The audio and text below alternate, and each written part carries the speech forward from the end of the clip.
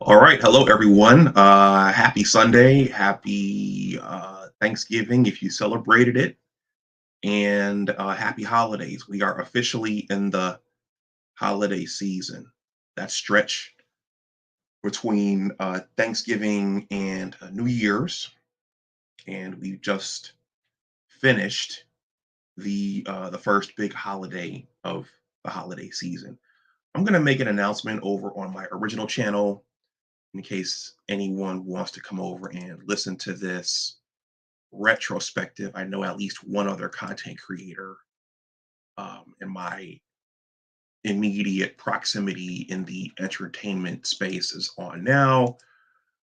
So I'm not expecting a large crowd, but any eyeballs on this channel are good. This is my smallest channel.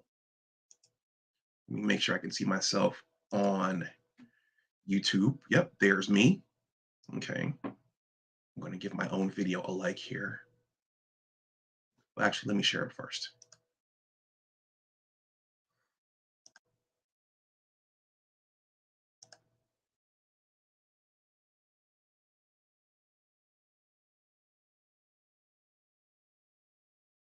Okay, just going to make an announcement.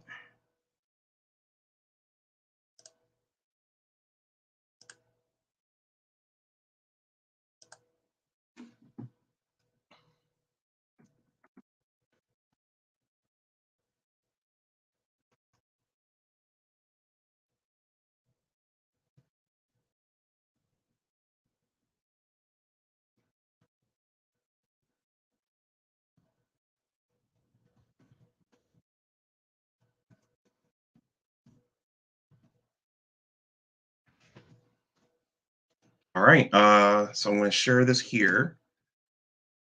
That was shared. So now I'm going to go back. I'll play the intro and then I will jump in.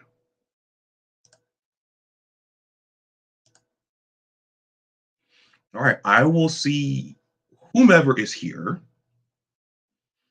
on the other side of the intro, which I really need to update at this point, but just so many things going on and there's never enough time for everything.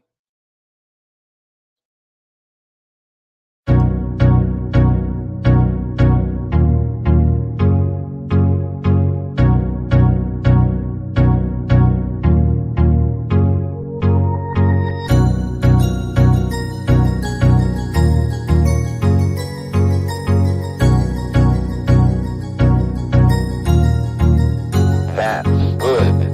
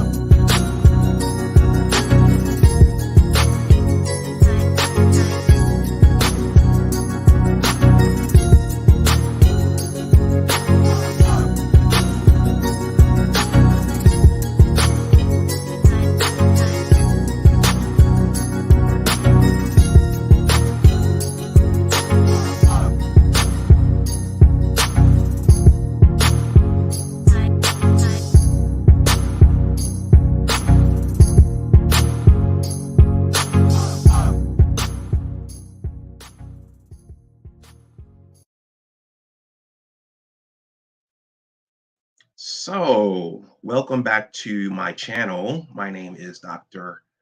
Anwar Yusuf Dunbar, and this is Big Discussions 76, Entertainment and Media. First of all, please like this video, please share it, and please subscribe to my channel if you haven't, and especially if you're new. Well, this channel is called Big Discussions 76, Entertainment and Media. So over here, I cover entertainment and media. For the most part, it's been TV shows and movies. Most recently, Black Panther and Wakanda Forever. By the way, I saw it again last night. I'm in upstate New York right now, and my brother and one of our best friends wanted to go see it. So I sucked it up and I went and I sat through it again. Of course, when you go see movies a second time or third or fourth time, you see things that you didn't see before. So I did see a few things that I did see, but I'm tired of talking about Wakanda Forever. I mean, in my mind, I have uh, a few more videos that I could make to eat off that, but eat off in terms of making content. But I figure let's take a break from that right now, and let's talk about some music. Let's go back and take a look at some old school hip hop. I'm wearing my Angry Man T-shirt. This is paraphernalia generated by Valdez, the Angry Man. He's another prominent content creator, at least in the Black YouTube spaces, and he created his own clothing line. So I'm not wearing this because I'm angry, but at the beginning of his streams, he usually plays hip hop music. He's a Gen Xer, so it's old school hip hop. I don't know how he does that without getting copyright claims. I don't know how some of these content creators play content without getting their content striked, but he does that sometimes, and I think he takes his streams down. In any case, yeah, let's we're gonna take a break from Wakanda Forever. We're gonna go back to the late 1980s and talk about Ice Cube's first solo record. If you're just coming in, please hit that like button. The likes are free, and that definitely helps with the engagement. I'm taking a break from Wakanda Forever today to take a look back at one of my favorite records from those that middle school to high school range. So I was thinking about what would be a good jumping off point for this. Whoever is watching, please shout yourself out in the chat if you want to make yourself known. Some people just want to watch from the clouds. But as I was thinking about a jumping off point for this, I said, well, over here I cover art and media. Media is art. Movies are art. TV shows are art. Books are art. We don't always agree with the art, but these things are all art. Music is art.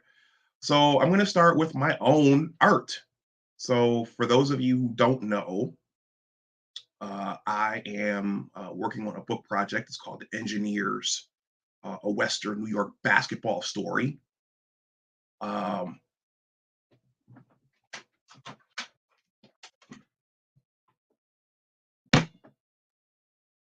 at one point, I was really, really into the great game of basketball, like a lot of kids. And it's a narrative story. Let me pull it up here.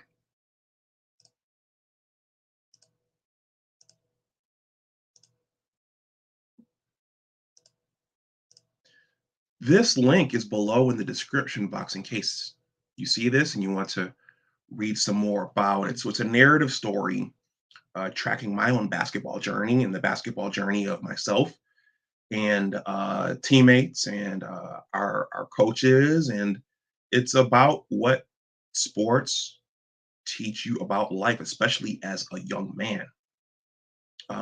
It could be argued that we're in a boy and a manhood crisis today. And I think it's a story about, well, I know it's a story about learning how to succeed, learning how to fight and claw, and learning how to make it in the world. And that's what sports teaches you. But as a writer, especially if you're telling, well, whether you're writing something fictional or non-fictional, depending upon your story world, you want to set the time. And usually that involves identifying aspects of pop culture in addition to the actual geographical location of your story. So I spend time in this story talking about the music of the times. And the music of the late 1980s in early 1990s, there was a lot of uh, I would consider that the golden age of hip hop. New York still dominated the hip hop scene. The down south hadn't quite ascended yet, so you had the East Coast, and then you had the West Coast come up, and that was those were the records that I listened to during those times from middle school up into high school. And some of the earliest rap records I listened to were Easy E, straight out of Compton, Easy Does It, and then the Ghetto Boys, then those kinds of things. And then as time went further on, I started listening to more of the New York style hip hop. So Tribe Called Quest, Boogie Down Productions, Heavy D, who else? Black Moon, De La Soul, all those groups. But it started my hip hop journey arguably started with gangsta rap from out west, and I didn't buy it. Actually, it was a redheaded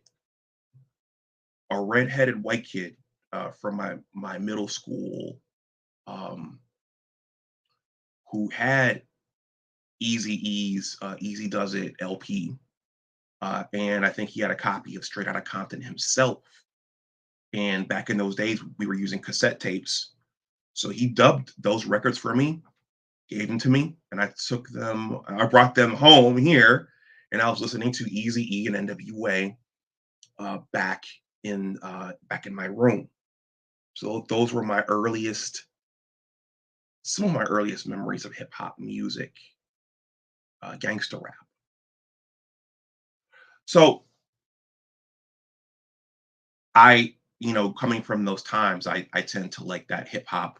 I mean, I listen to a lot of things now, but I tend to like that hip hop more than what today's artists are putting out. Me and my cousin Michael Isaiah, we've had a lot of back and forths about the difference between our hip hop and the current hip hop, and why ours was better and why theirs is as good. And I think that's generation specific. The music you grew up on is going to be the music that resonates most with you.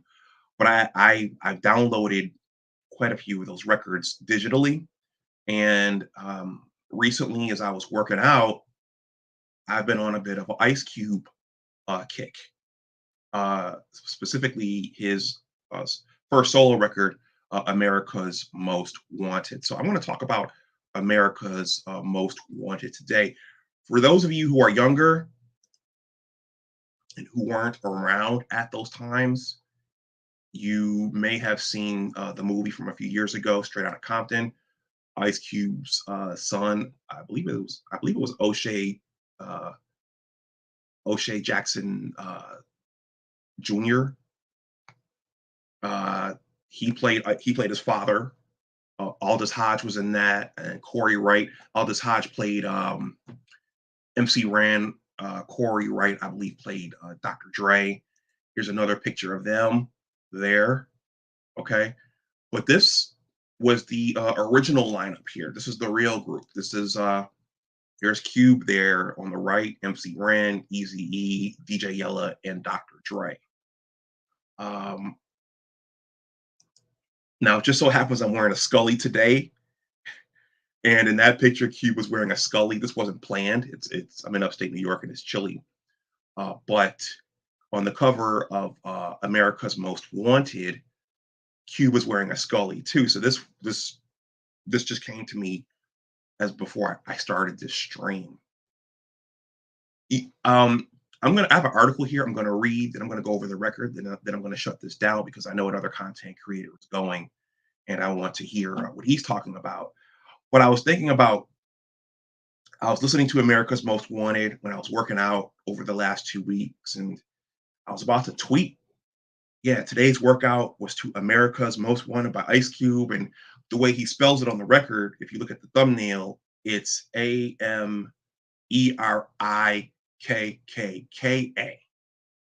And I thought about it, and over on my original channel, I've talked about how social media can get so many of us, it can get you in trouble today. So I thought about it and I said, you know what? I, I'm not going to tweet that. I'm not going to tweet that I'm listening to America with a KKK, America's Most Wanted. I don't know who's going to see that. I don't know what they're going to think when they see that. So for those who may be disturbed by that title, I'm presenting this simply as a retrospective on Ice Cube's art.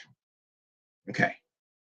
So I'm going to go over this article and then I'm going to wrap this up. For those familiar with NWA, you know that they started off with this 5-man lineup.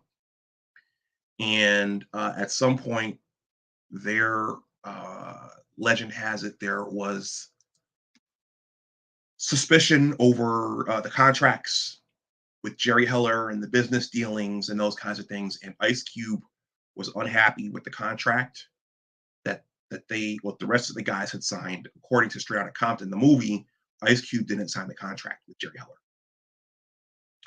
So he suspected he wasn't getting paid. He was supposed to be getting paid for his art and his time. And he did not sign, and eventually he left. And before I get into this article, I just want to say that if you listened to Straight Outta Compton, Boys in the Hood, and then you listen to 100 Miles and Running and everything that came after that before Dre left the group, the difference is it's like night and day. So it's my opinion, and I'm sure that the opinion of others, that Ice Cube was the brains behind that group in terms of the actual writing. And in Straight Outta Compton, the movie, the way it's portrayed, the way his son portrays it, the writing, Ice Cube is on a school bus going home, and he's got one of those speckled notebooks, and he was a lyricist. He was creative. He was a writer. So he was arguably the brains in terms of the writing behind NWA. Dre made the beats. Cube wrote the lyrics. Everybody ate off of those. And then once those two elements left NWA, then you didn't have anything. So I just wanted to point that out. So this article, I'm going to read this article. If you're whoever's watching, I see a few people have come and go. Please hit that like button. The likes are free and they help.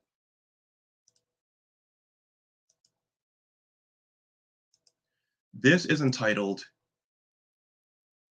How America's Most Wanted Marked Ice Cube's Ascension as a Solo Star.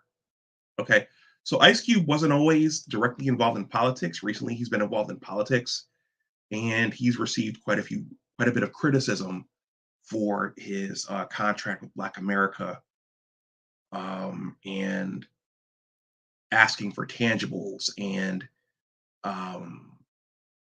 some detractors have said that his points in the contract have already been covered by the Congressional Black Caucus.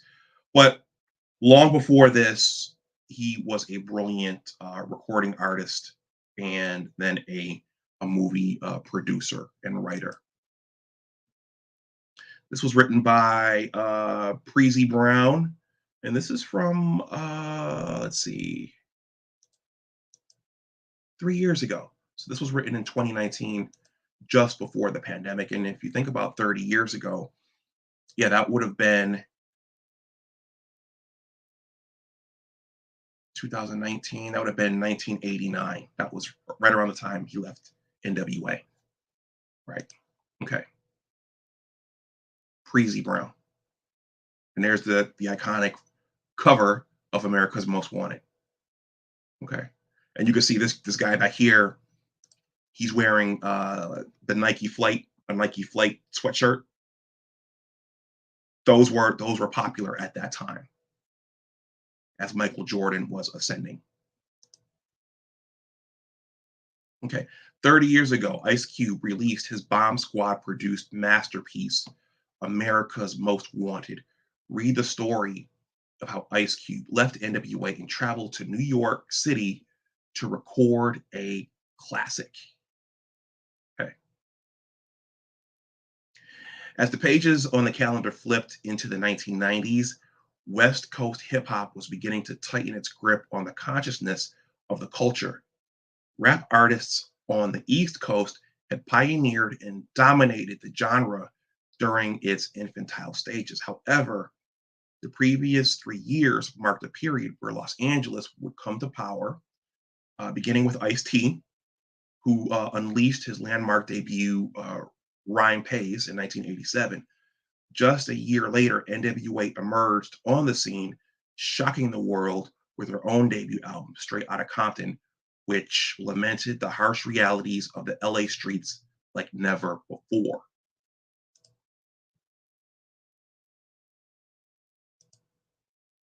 Comprised of Dre, Ice Cube, MC Rain, DJ Yella, and Eazy-E, the Compton-based rap group was a seismic force, touching on the gang violence, police brutality, and drug pandemic sweeping urban America in the light of Reaganomics. Straight Outta Compton's jarring content struck a chord with fans across the country who pushed it to platinum certification, unprecedented territory for a rap act with explicit content. Released on Ruthless Records, an imprint co-founded by NWA member Eazy-E and the group's manager Jerry Heller, Straight Outta Compton and Eazy-E's own solo debut, Easy Does It, included contributions from the group as a whole, but a sizable chunk of the lyrics rapped on both albums can be attributed to one individual, Ice Cube. See, he was the brains behind the group in terms of the lyrics.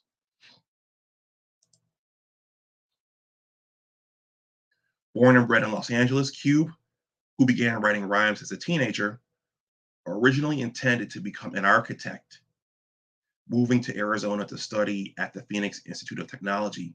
Following high school, those dreams of drafting blueprints for structural purposes became a reality when he returned to Los Angeles and banded with Dr. Dre and Eazy-E. Upon the release of Straight Outta Compton, he's emerged as the group's breakout star via show-stealing performances on singles Straight Outta Compton, Express Yourself, Gangsta Gangsta, and the Dope Man remix. I'm gonna wet my palette here.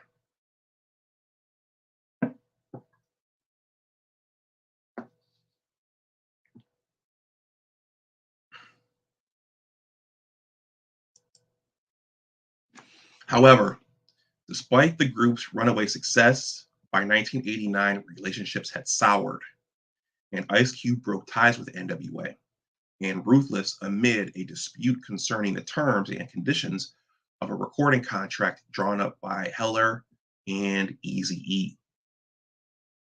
At the time, the move was unprecedented. Why would an artist of that stature leave a group at the height of its success? Cube, who initially intended for NWA group mate Dr. Dre to produce his solo record, got caught in a dilemma when that request was rebuffed by Ruthless Records, leaving him to search elsewhere to construct an entire new sound.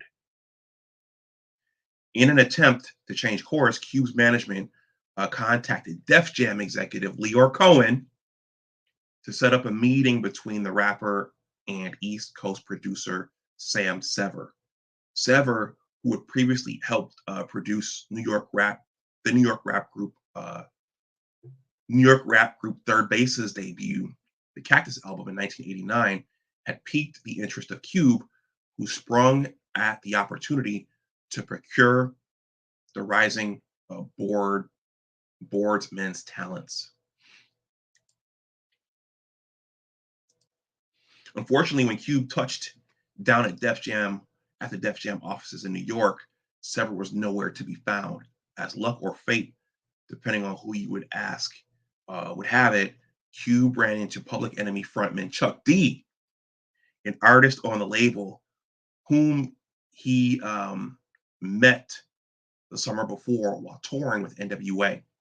Informing him about his split with NWA, Cube received an invitation from Chuck D to join him at Green Street Studios in Manhattan, where he recorded his brief guest verse on Burn, Hollywood Burn, a Public Enemy track that also featured rap star Big Daddy Kane.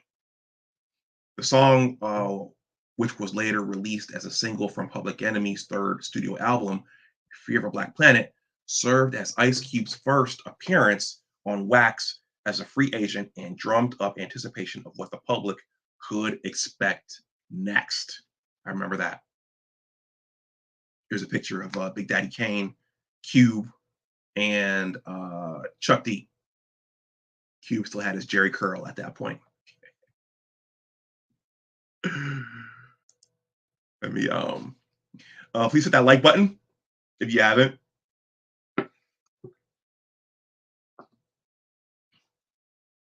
This is a short piece. I'm almost done with it.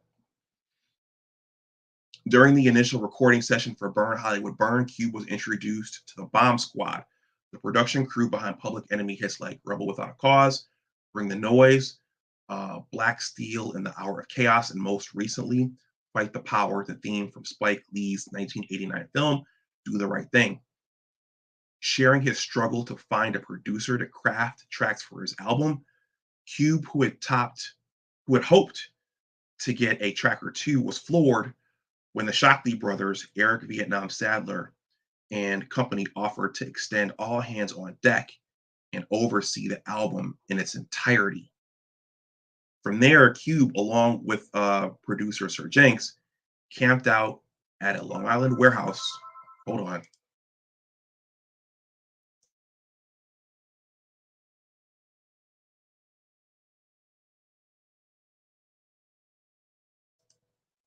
The home phone. So camped out at a Long Island warehouse where they were tasked with digging for records to mine for samples at the order of the Bomb Squad. Yeah, so if you listen to America's Most Wanted, I didn't know until now that this was produced by um, the Bomb Squad, which is kind of an East Coast New York group. So the sound on America's Most Wanted wasn't exactly a West Coast sound. So but it sounds like they were digging for old, digging through records for samples, which is what they did back then. An arduous assignment that took over a week's time to complete, Cube and Jenks's efforts were rewarded upon their return to Green Street Studios. The Bomb Squad teamed up with Jenks to transform those 2 crates worth of samples into the controlled hodgepodges of noise the crew were infamous for. At the same time, the 2 Cali kids got a crash course in East Coast hip hop with future legends like Busta Rhymes, Redman, and EPMD's Eric Sermon ingratiating themselves to Cube and Jenks in creating an air of camaraderie. I never knew this. As representatives of the West Coast, who were often ostracized by their Eastern counterparts at the time, Ice Cube and Jenks's collaborative effort with the Bomb Squad was uncharted territory with both parties, feeling the need to prove their ability to transcend regional biases and constraints by crafting a quality body of work. If you haven't, please hit that like button. The likes are free and they are very, very helpful. Recording in 12-hour intervals. Wow. America's Most Wanted, a title chosen by Cube as a twist on the true crime show America's Most Wanted, was completed in the span of a month, released in on May 16th, 1990, just a month after Public Enemy's Fear of a Black Planet. America's Most Wanted was the latest indictment against powers that be in the light of the precipitous decay of urban America. This is being talked about in certain ways on YouTube right now. Following a chilling introductory skit that casts Cube as the victim of an electrical execution, he comes out of the gate swinging at the establishment on The Nigga You Love to Hate, a funky opener that finds him barking. I heard paybacks. I'll say it. I heard paybacks a motherfucking nigga. The nigga you love to hate, which includes a myriad of samples including Atomic Dog by George Clinton. The West Coast guys love that one. Captures its author dissing everyone from the media to law enforcement to Arsenio Hall. Basking on the role of being the nigga you love to hate is a constant theme throughout America's Most Wanted and Cube's rap career in its entirety, as he spouts the truth about, he spouts the truth in an abusive manner with a scowl that's indicative of his disregard for the sentiments of mainstream America and its apologists. Released as its lead single, the title track finds Cube in the midst of a brazen crime spree while evading capture, conjuring visions of a forceful nigga invasion in white suburbia. Cube taps into this country's greatest fear on America's Most Wanted, being at the mercy of a vengeful black man. Reporting live from a crap game, which culminates in a shootout on the quick strike cut with a hit info. Ice Cube delves into the depths of misogyny, one of the album's prevalent talking points on "You Can't Fade Me" / JD's Gaffling. Yeah, I think my favorite track on the record is America's Most Wanted. It's got an up-tempo beat, and just the storytelling on it is phenomenal. Now, this last comment here, this last line here about misogyny, since we're in 2022, I was listening to this at the gym, and yeah, I don't know if he could release this record today based upon where we are, because misogyny is all throughout the record. And I think this talks about Once Upon a Time in the Projects. Today, that track would offend a lot of people. That's just the best way I could say it. Once Upon a Time in the Projects. If you haven't heard it and you listen to it, yeah, today, and you would understand why. Because a lot of what he talks about in that track, in terms of the girl he's going to visit, a lot of what he describes in that track have become normal today.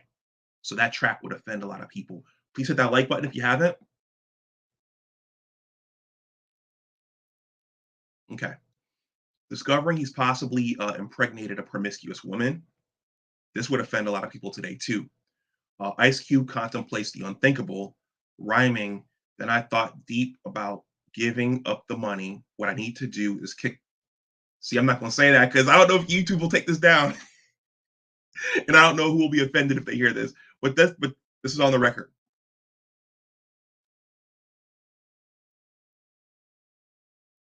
I'm not going to read that. At a time when rap artists were striving to push the envelope, these lyrics were considered the extreme and would be considered reprehensible in today's landscape. There you go. A testament to the grim truths embedded in the music, regardless of how sinister. From there, Cube lightens the mood, a taste on Once Upon a Time in the Projects. This is one of my favorite tracks too. The storytelling, the way Cube wrote it, the way Cube wrote all the stuff. When you listen to it, you're just sitting there imagining what he's talking about, and I think that's the mark of a really, really good writer. Is when you just kind of go on that person's journey. Once Upon a Time in the Projects really takes me on that journey. You could almost see what he's seeing and what he's talking about and describing. Okay, from there, Cube lightens the mood a taste on Once Upon a Time in the Projects, a standout selection giving a play-by-play of his experience visiting a public housing residence in the hopes of sexual pleasure. However, he comes to the realization that the apartment is a crack house before ultimately becoming ensnared in a police sting. The locker room banter continues on the bluntly titled offerings "I'm Only Out for One Thing" with Flavor Flav, and "Get Off My Crank and Tell Your Batch to Come Here." But the high fives and cheap laughs are interrupted by Endangered Species, Tales from the Dark Side, a song featuring Chuck D that focuses on the devaluation of young Black men in the eyes of law enforcement. Likening the target on his back to being an animal in the wild, Cube touched on the inspiration behind the track during an interview with ABC following America's Most Wanted's release. It's like a war on Black young males with with baseball caps and T-shirts. He said at the time, "I'm an endangered species myself." Okay, I think that's a YouTube video of that's the ABC interview. The link is below in the description box in case you want to watch that yourself. I'm not going to play it now because I don't want a copyright strike on this. If you're watching on the playback, if you want to make a donation, this information is below in the description box. My Cash App and PayPal are below in the description box. If for the few people watching this, if you've listened to this record, if you have thoughts on this record, please let me know what you think in the comment section. You don't have to, but it's a live broadcast, so that's always helpful for the content creator. If you've heard this record, if you've listened to this record, yeah, it's amazing how much younger people are unfamiliar with what came before. And my cousin is a recording artist himself, and we've had this discussion. And all of today's artists are not knowledgeable on what came before.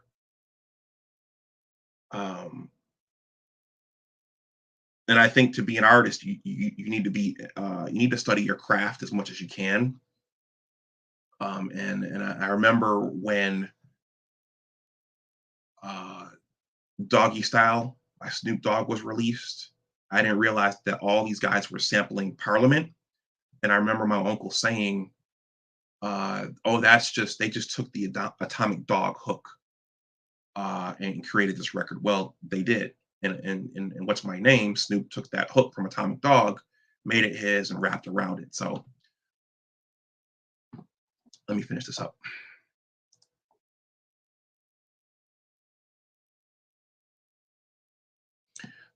And this is another one of my favorite tracks here. Taking a page out of the book of Big Daddy Kane's Callin' Mr. Welfare, Cube flips the script with a gangster's fairy tale. I remember us talking about this in 8th grade. Before serving up a precursor to the climax of his forthcoming film Boys in the Hood, which he began filming later that year on the drive-by. One pivotal moment from America's Most Wanted came via a role with the lynch mob, which introduced his crew, the lynch mob. The move foreshadowed his first step toward becoming the captain and leader of his own ship in subsequent years. Another wrinkle from the album was the groundbreaking yet this reads weird. Another wrinkle from the album that was groundbreaking yet doesn't get the recognition it deserves is Ice Cube's willingness to include, here we go, a female rapper on the album with Yo Yo making her own debut on the impressive salvo, It's a Man's World. Yeah. A classic instance of the battle of the sexes, the guest spot would jumpstart Yo-Yo's career as a soloist and was a progressive move for one of the leading voices in a subgenre often charged with discrediting and devaluing women of color, a topic he touched on following the album's release. Yeah, I'm trying to think, had anyone else ever done that? Had anyone else brought out a female MC? Please hit that like button if you're just coming in. I'm trying to wonder if someone else had ever brought out a female MC the way Cube did with Yo Yo on America's Most Wanted. I can't think of it right now. I can't think of an example right now. But a lot of artists did that afterwards, brought out other aspiring artists on their records. I think the female view needs to be heard, and she's the perfect person to do it, he said at the time. Together, we get this problem out in the open. Upon its release, America's Most Wanted broke the bank in a big way, debuting at number 19 on the Billboard 200 and becoming among the first rap albums released in the 90s to reach platinum certification. The album managed to cross over despite being banned by many radio outlets and video stations alike for the explicit nature of the lyrical and visual content. While Ice Cube and the album itself was maligned for those qualities, it didn't deter the critics from hailing it as an instant classic and masterpiece, with various publications deeming it as the best rap album of the year and touting Ice Cube as rap's new preeminent soloist. The first time that honor had been universally reserved for a West Coast rap artist. Right here at the end now. If you're just coming in, please hit that like button. If you've ever heard this record, America's Most Wanted, and you have thoughts on it, please let me know right there in the chat. If you're a millennial or a Gen Z, you've probably never heard of this unless you're a student of music. But if you're a Gen Xer and you're watching this and you heard this record and you bumped this record, yeah, let me know there in the chat. And also, please leave a like. If you want to donate something to the channel, my Cash App and PayPal are here. If there are folks who want to talk about this, I'm just about at the end of the article. I'll drop the link for a few minutes if folks want to say something about this. Otherwise, I'll wrap up. I know Artisan is on right now.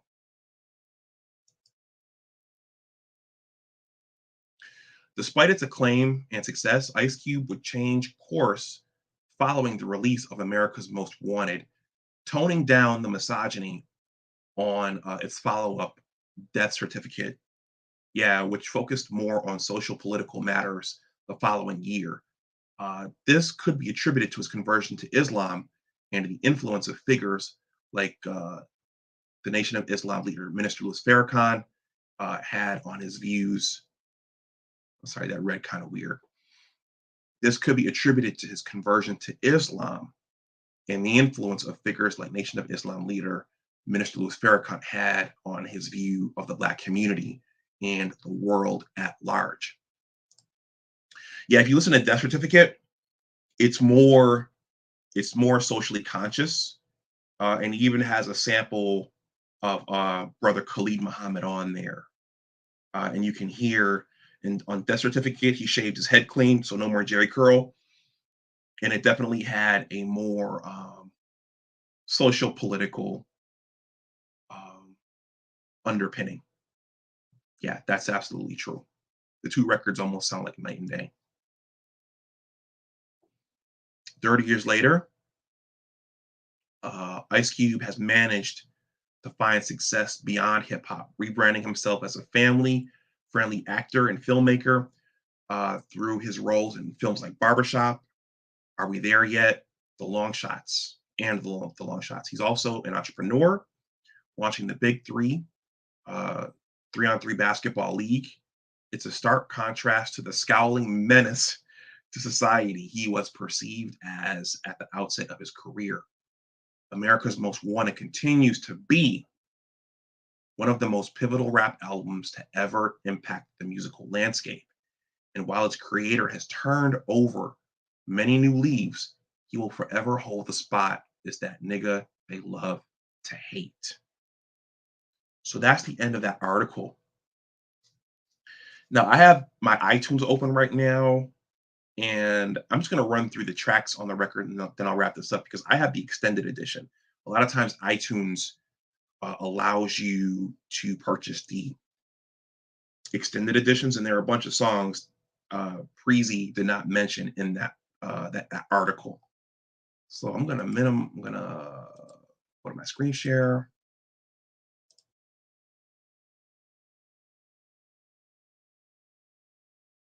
Here it is.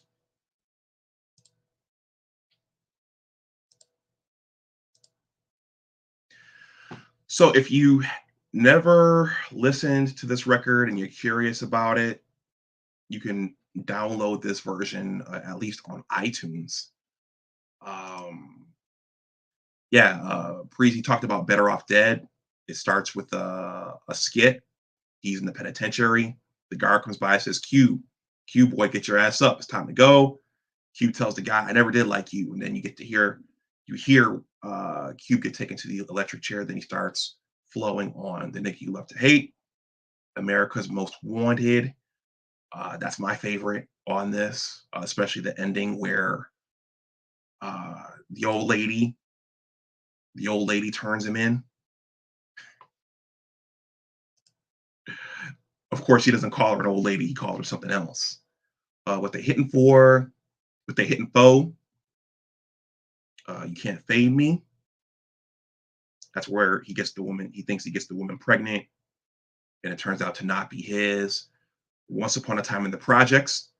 That's one of my favorite tracks. Again, that would offend a lot of people today because what he describes in that track arguably has become the new normal. You have to listen to it to find out what I'm talking about. Turn off the radio. That's a commentary on the radio and what they allowed on at that time. Endangered Species. That's the track with Chuck D. Gangsta's Fairy Tale. That was one of my favorite tracks. Just a lot of creativity in that track, taking things like Cinderella and the Old Man Who Lived in the Shoe and Humpty Dumpty and the Three Little Pigs. Those are all weaved together in a masterful gangsta's fairy tale. I'm only out for one thing. That's with Flavor Flav. Get off my crank and tell your batch to come here. The drive by, rolling with the lynch mob. That's where he introduces the lynch mob. Who's the Mac? That's one of my favorite tracks. If you watch the video, DJ Pooh, who played Red in Friday, he's the main actor in Who's the Mac. And there's an iconic scene where he's seducing a woman and he's on the floor dancing with his, and it's just hilarious.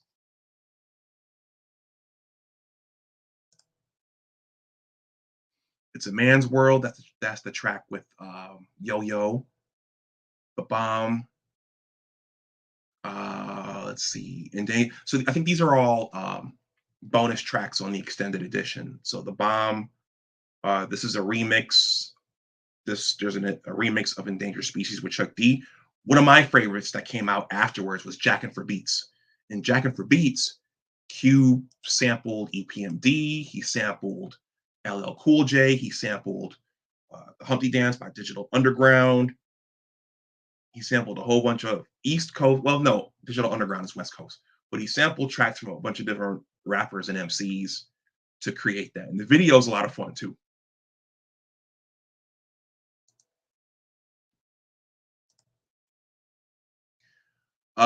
Get Off My Crank and Tell Your Batch to Come Here. That's remix. The Product. Dead Homies. He released Dead Homies after the original cut of America's Most Wanted. There's a video for it. JD's Gafflin Part 2. And then I Gotta Say What's Up. That's more of a tribute record and a shout out to everybody else and everybody he was cool with. He doesn't really rap in that track, but he's shouting out everybody who he respected at that time. So that's that. That's America's Most Wanted. I thought this would be fun to do. Again, if you're a millennial or younger and you never heard this, you wouldn't know why I would spend an hour talking about this track. But if you're a Gen Xer or a late boomer who listened to this stuff, then you would know why this was worth doing a stream on. So I'm going to stop this here.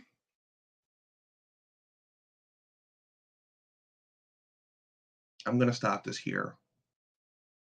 If you're new to the channel, please like, share, and subscribe. If you watch the playback of this and you want to donate something to the channel, my Cash App and PayPal are below in the description box. Also, please consider joining the Big Words LLC Newsletter. I haven't sent one out. I've been busy. There's been a lot going on.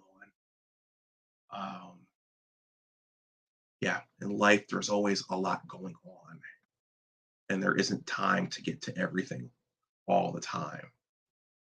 So I'm a writer and a blogger, an aspiring author,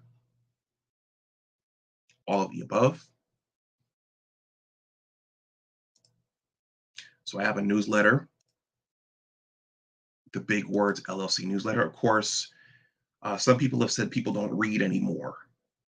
So this may all be a fool's errand, but sometimes you just have to try to. There's a 2-paragraph greeting, and there's a subscription button there at the bottom. You just click on that subscribe, and then you enter your email address in. And I promise I will not give your information away to a third party. For some people, that's playing with death. I'm thinking about my father here, who dreads getting spam and other things. So I'm going to wrap this up. For the person who just clicked on this, please hit that like button. You can watch the playback. America's Most Wanted. If you never heard of it, that was Ice Cube's his first release. It's a classic. For me, it will never get old. And recently, I've been listening to that at the gym. So, on that note, everyone, enjoy the rest of your Sunday. Stay safe out there. Always do your best, even if you fall short. Always do your best. And as always, remember that your attitude determines your altitude. Take care, and I'll talk to you the next time. Bye-bye.